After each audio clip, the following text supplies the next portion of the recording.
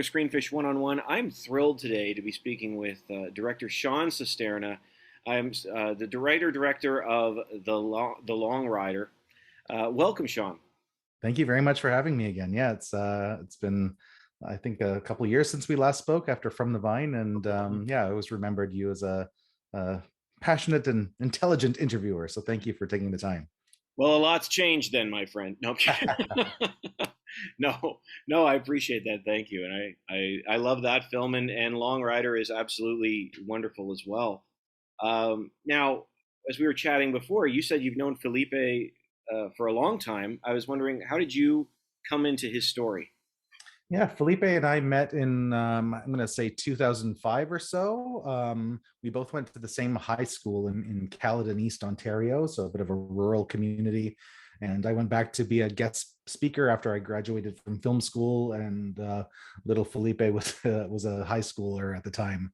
And so when Felipe undertook his journey, as featured in the film in 2012, I believe, that's when he undertook the journey. I kind of followed it in real time online as he started posting pictures from different countries. One day he was in Calgary, then he was in Montana, and a few months later he was in Mexico, and I just kind of followed the trail and did a bit of sleuthing myself to try to figure out what this whole story was all about. And thankfully Felipe had the foresight to shoot everything along the journey, and here we are today. I knew that it would be a pretty incredible film if he made it back alive, and I was just kind of praying that that were the case, and thankfully it was. Yeah, I mean, this is the incredible thing about this story. I mean, you talk a little bit about the history of long riders, but it's just not something we think about in today's age. Is these It almost feels like something out of the old west. This idea of Yeah, entering the yeah. unknown. I had no idea what they were either until I spoke to Felipe after his journey, and he just told me that, yeah, long riders are a designation of crazy individuals who decide to ride these long journeys. I think you have to be a member of the Long Riders Guild. You have to ride 1,000 miles or more consecutively in the saddle, and that's and Felipe accomplished that several times over. And yeah, to know that there's a whole global community of these individuals made me want to delve into the world a little bit deeper.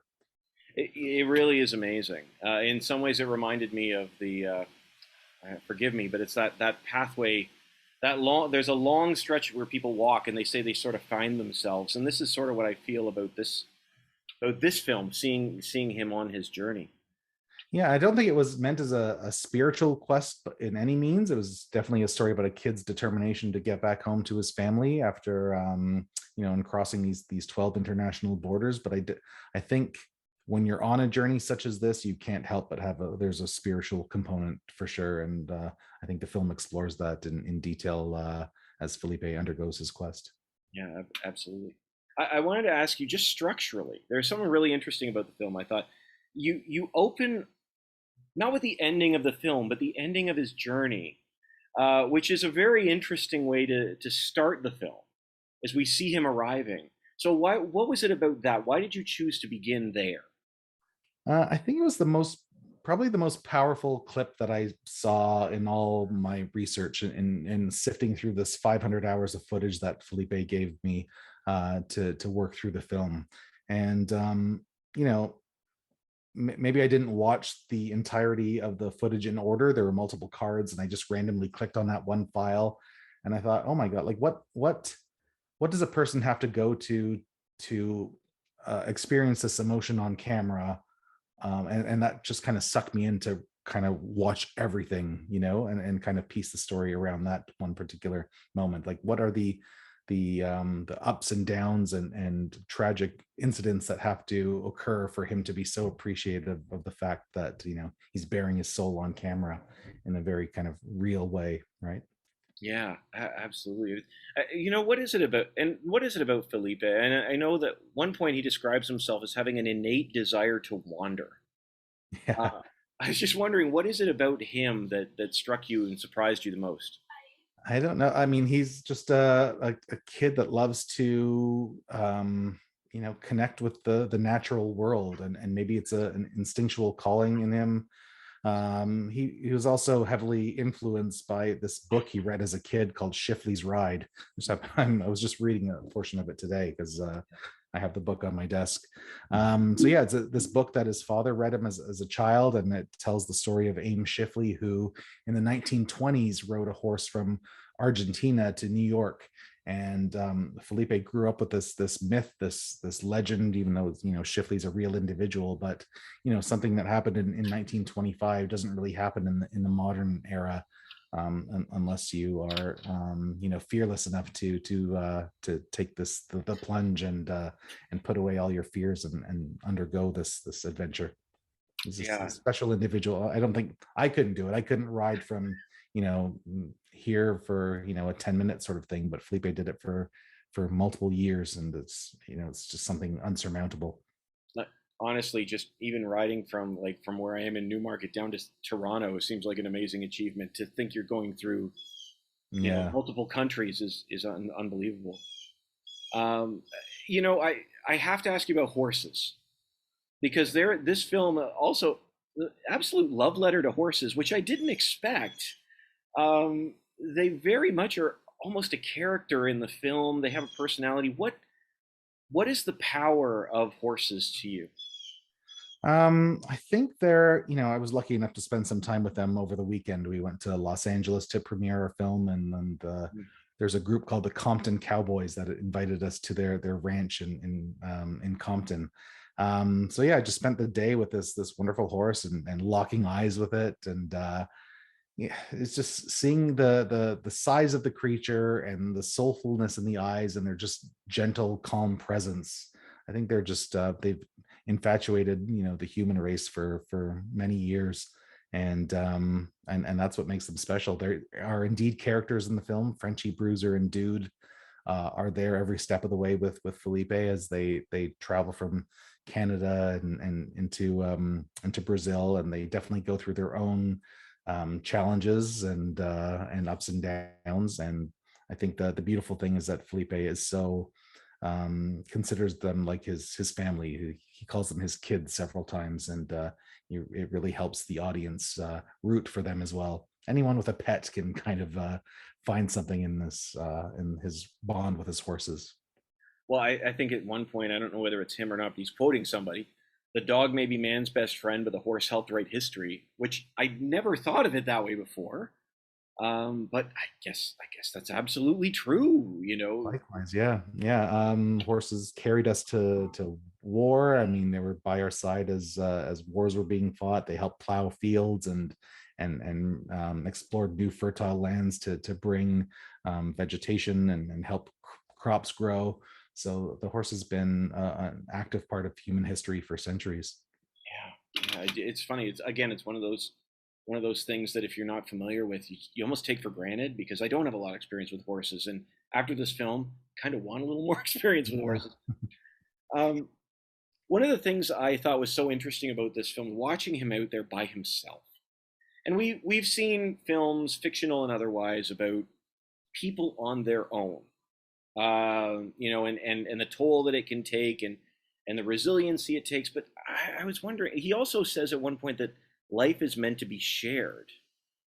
I was wondering, as you in your conversations with him and in what you've seen in all of this, what do you think it means to sorry, what do you think the value of that experience is being on your own for such a length of time?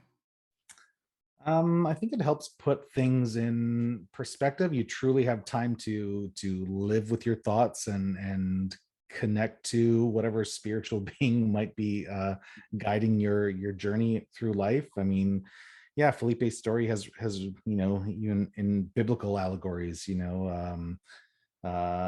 the 40 days and 40 nights in the desert, and just having that solitude with you alone in your thoughts, and you can't help but become more introspective and philosophical. And I think The Felipe that I knew in high school was not so articulate, but only after this journey he was able to put in great perspective his emotional core throughout the journey of the film. You know, I think one of the things I think is most powerful about the film is not even just the journey. I'm glad you spend, I think it was 20 or 25 minutes or so after the fact, because this leaves a mark. This leaves a mark on him, and sort of exploring what it means to step into, I'm going to say, I don't mean to be flippant, real life. I'm using quotes because, but I just mean into normalcy. Maybe that's a better word, to step back in. Um, but the follow up time, that time afterwards, and thinking of this idea of what it means to have a home. He talks about that at the end. I was wondering for you, how what do you think it means to find and to have a home? Yeah, I mean, just as you said, you're quoting Felipe earlier, that life is meant to be shared, and Felipe, undertook this epic 2.5 year quest, but making it to his destination just opened up a little bit more problems than you'd think would be a triumphant ending, and that's where the ending would be. But that's kind of where the downward spiral sort of happened. So, to build yourself up out of that low point, maybe that's when his real journey sort of took to finally become the happy person that he currently is. And I just think it just happened to take another journey and serendipitously find the one thing that he was looking for to truly make the home feel like it was reaching home. Mm, absolutely, absolutely. Um, Sean, and just from you, I mean, I'm wondering how you what you've taken away from this experience. I mean, you've known him from before. You've been part of it while it's happened, and you've helped assemble the story after everything is completed. What have you taken away from this? What is it? How has it challenged you? I'm not so sure it challenged me. Well, certainly the wherewithal of physically going through those 500 hours of footage and kind of constructing a narrative. But I think it's more inspirational than anything. It's been a long 2.5 years of living in pandemic times, and this film was a great opportunity to travel the world through Felipe's footage at a time when we couldn't cross borders. And just being around that infectiously positive individual helped me get through my own like COVID depression. Felipe's says, if you want to undertake something, you got to take that first step. And I think that's the biggest lesson that I'll take away from this time working on this project. Yeah, it's an amazing story. Just it's one of these things that pardon the expression, you would almost expect it to be a fictional tale. It's one of these things that you hear about, but the fact that he has accomplished this is absolutely remarkable. And the film is great. Thank you so much, Sean. I really do appreciate the chat with you. I love it when we can connect, and I do wish you the best with it. Awesome. Thank you so much. I think it comes at a time when the world needs a story like this to help feel inspired. So thank you for your time and for your message as well. I really appreciate it. Really appreciate it. Thanks so much. Have a great day. Thank you. You too. Thanks so much.